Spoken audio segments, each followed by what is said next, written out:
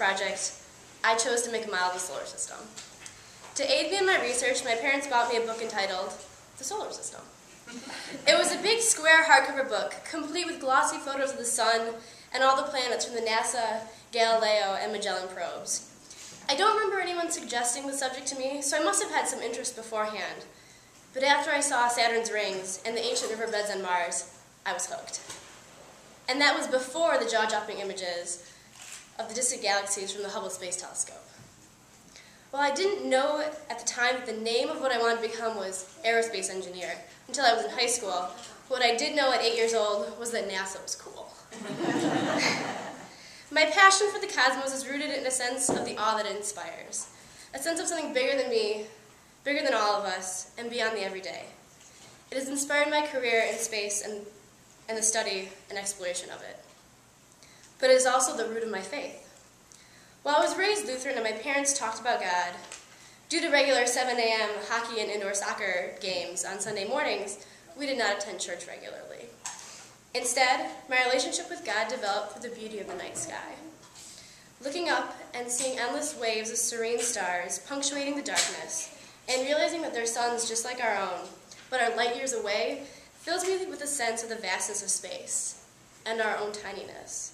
Yet this knowledge of being minuscule never came with a sense of unimportance, but instead with an exhilaration of being part of something much larger and grander.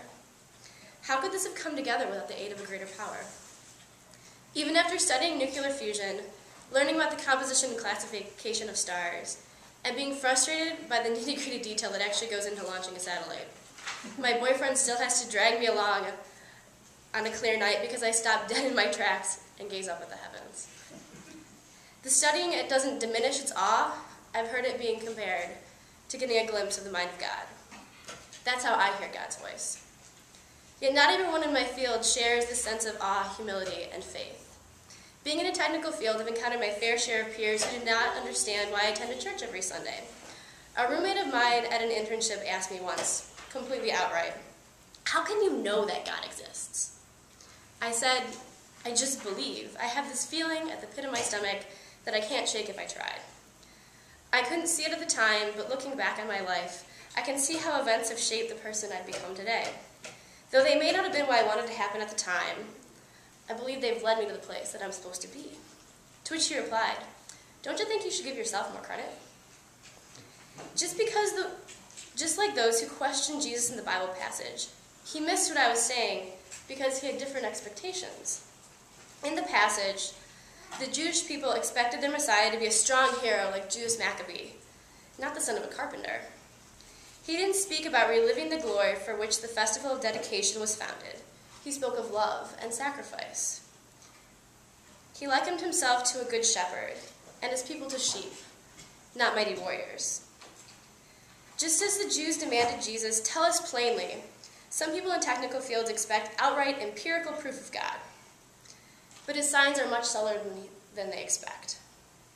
When rushing through the 100 tasks on your to-do list, it's easy to lose sight of the big picture. It's once you slow down and tune out the everyday noise and listen that you can hear Jesus' voice whispering among the other yelling.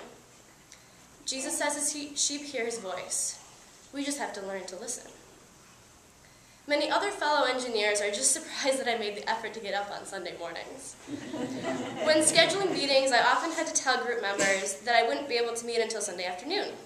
After the confusion wore off, they would absentmindedly mention, "I haven't been to church since I started college."